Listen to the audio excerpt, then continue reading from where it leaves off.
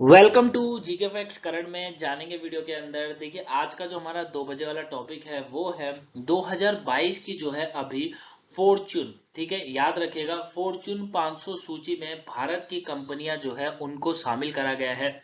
अब भारत की कौन कौन सी कंपनियां हैं जिनको इन 500 सूची में रखा गया है, बात ये भी करेंगे कि कौन सी ऐसी कंपनियां हैं जो टॉप 10 पर बनी हुई है। ठीक है, तो आपको वीडियो को एंड तक जरूर देखना है क्योंकि इंपॉर्टेंट है। ये जो सूची होती है, ये जो रैंकिंग है फॉर्चून फॉर्चून वाली, ये इससे क्वेश्चन एग्जाम में पूछा जाता है और 1-2 नंबर का क्वेश्चन जो है इस टॉपिक से आपको एग्जाम में देखने को मिल सकता है। ये आपको याद रखना है। क्लियर है ना? 1-2 नंबर का क्वेश्चन। पीडीएफ का लिंक डिस्क्रिप्शन बॉक्स में गाइस डाउनलोड जरूर कर लीजिएगा। यदि कहीं से आपको कोई पॉइंट ना समझ आए तो कमेंट्स बॉक्स में कमेंट करके बता दीजिएगा, आंसर मिल जाएगा, या फेसबुक इंस्टाग्राम पर भी आप हमें बता सकते हैं। चलिए स्टार्ट करते हैं और जानते हैं टॉपिक के बारे में। देखिए, सबसे पहले बात करते हैं 2022 के फॉर्च्यून 500 सूची। तो वर्ष 2022 की इस रिपोर्ट के अंदर जो ग्लोबल 500 की सूची में 9 भारतीय सार्वजनिक और निजी कंपनियों को जोड़ा गया है। ये जो 500 सूची में जोड़ा गया है ये याद रखिएगा। ठीक है, अगर बात करेंगे कि विश्व के अंदर 500 बेहतरीन कंपनियां कौन सी हैं, तो 9 कंपनियां ऐसी हैं जो कि भारत की हैं, जो कि सार्वजनिक और निजी कंपनियां हैं। ठीक है, भारतीय जीवन बीमा निगम जो है एलआईसी, इस रिपोर्ट में यही इंपॉर्टेंट है कि भारतीय जीवन बीमा निगम एलआईसी को जो है करीबन 97 टू 661.7 मिलियन अमेरिकी डॉलर के राजस्व के साथ सूची में 98वें स्थान पर रखा गया है। यानी कि पहले 500 में याद रखिएगा 9 कंपनियां, और अगर 100 के अंदर बात करें कि टॉप 100 कंपनी में कौन सी कंपनी है भारत की, तो भारतीय जीवन बीमा निगम जो है ना, वो है। उसका करीबन ये मान लीजिए 97 मिलियन अमेरिकी डॉलर का राजस्व के साथ ये इस सूची में 98वें स्थान पर रखा गया है। मई 2022 में ही बताया गया है कि भारतीय स्टॉक एक्सचेंज में सूचीबद्ध होने के बाद ही एलआईसी को पहली बार इस सूची में जोड़ा गया है। ये इस टॉपिक का इंपॉर्टेंट पॉइंट है कि जब मई 2022 में भारतीय स्टॉक एक्सचेंज के सूचीबद्ध होने के बाद, जब सूचीबद्ध हुआ, तो उसके बाद एलआईसी पहली बार हो रहा है कि इस सूची के अंदर आ पाया है, यानी कि फॉर्च्यून के अंदर आया, वो भी टॉप 100 कंपनियों के अंदर। ठीक है, तो ये बहुत इंपॉर्टेंट पॉइंट है इस पूरे टॉपिक का कि भारतीय जीवन बीमा निगम जो है 98वें स्थान पर है, करीबन 97 मिलियन अमेरिकी डॉलर के राजस्व के साथ। ठीक है, याद रहेगा। टोटल अगर बात करेंगे 500 फॉर्च्यून का ग्लोबल सूची के अंदर, तो भारत की 9 कंपनियां हैं जिनको शामिल करा गया है। ठीक है, ये आपको याद रखना है, इंपॉर्टेंट पॉइंट्स है। आगे बढ़ते हैं, आगे समझते हैं।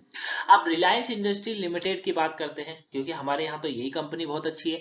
तो रिलायंस इंडस्ट्री लिमिटेड को 2021-22 में 93.92 मिलियन अमेरिकी डॉलर के राजस्व के साथ 104वां स्थान मिला है, पर रखा गया है। और इस साल रिलायंस की जो रैंकिंग में 51 स्थान का उछाल आया है। मतलब पिछले साल के अगर मुकाबले बात करेंगे, इस साल जो है रिलायंस ने अपना काफी 51% का तक जो है उछाल करा है, स्थान आगे बढ़ा है।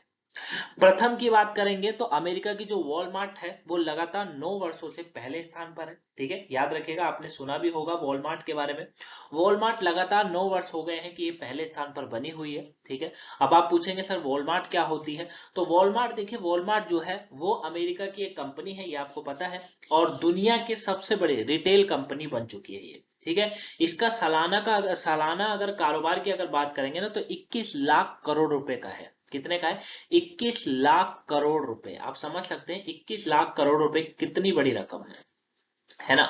तो इसका जो सालाना है वो 21 लाख करोड़ रुपए तक का ये व्यापार करती है, और दुनिया की जाने माने खाने पीने का सामान बेचने वाली कंपनी है ये। ठीक है, वॉलमार्ट दुनिया के कई राष्ट्रों में अपने आप को सिद्ध कर चुकी है और अपने बिजनेस फैला चुकी है, इसीलिए इतना बड़ा बिजनेस है। ठीक है ना? तो याद रखिएगा कि जानी मानी खाने पीने की सामान बेचने वाली कंपनी एक रिटेल कंपनी है। ठीक है, दुनिया के सबसे बड़े रिटेल कंपनी बन चुकी है ये इस समय, और 9 सालों से हो रहा है कि ये सूची के अंदर प्रथम स्थान पर बनी हुई है। सऊदी अरब की जो अरामको है ना, वो 6वें स्थान पर है, ये याद रखिएगा। और इसने 105 बिलियन अमेरिकी डॉलर की कमाई के साथ दुनिया भर में अपने सबसे अधिक लाभदायक कंपनियों का खिताब फिर से हासिल कर लिया है, ये इस रिपोर्ट में बताया गया है। ठीक है ना?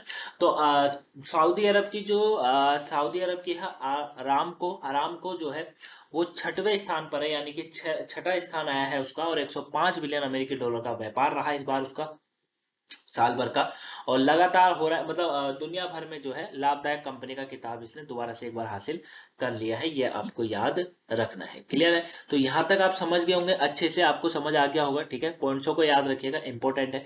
चलिए टॉप 10 की बात करते हैं कि टॉप 10 कौन कौन सी कंपनियां हैं। तो टॉप 10 अगर बात करेंगे ग्लोबल 500 की सूची के टॉप 10 की, तो सबसे पहले वॉलमार्ट है, ये मैंने आपको बता दिया, एक अमेरिकन कंपनी है। ठीक है, अमेजोन को आप लोग बहुत अच्छे से जानते हैं, ये भी एक अमेरिका की कंपनी है।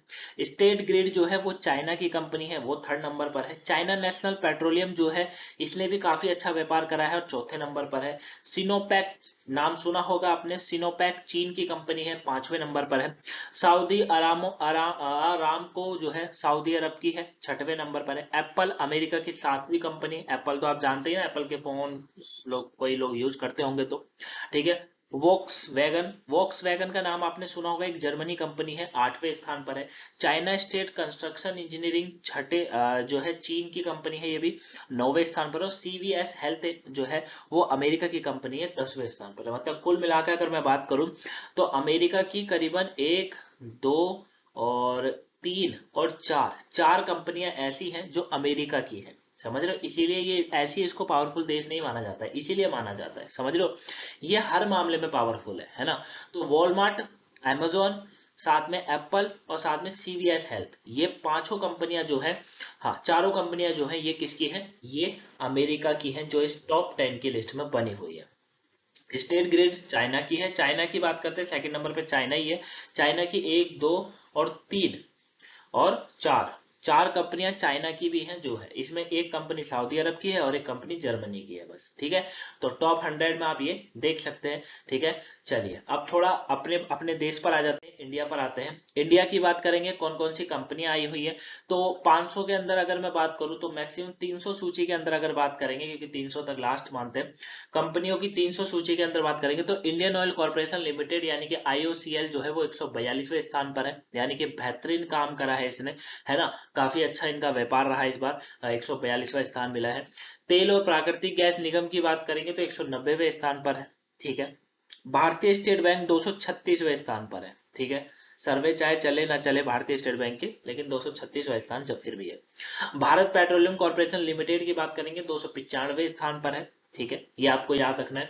तो करीबन 4 कंपनी आप यहाँ पर देख सकते हैं। बाकी जो है एलआईसी है, टॉप 100 के अंदर हमारी एलआईसी है, वो याद रखिएगा। ठीक है, तो फॉर्च्यून 500 सूची 31 मार्च 2022 को या उससे पहले समाप्त होने वाली संबंधित जो वित्तीय वर्ष होता है ना, उसके कुल राजस्व के आधार पर दुनिया भर की कंपनी को रैंकिंग प्रदान करती है।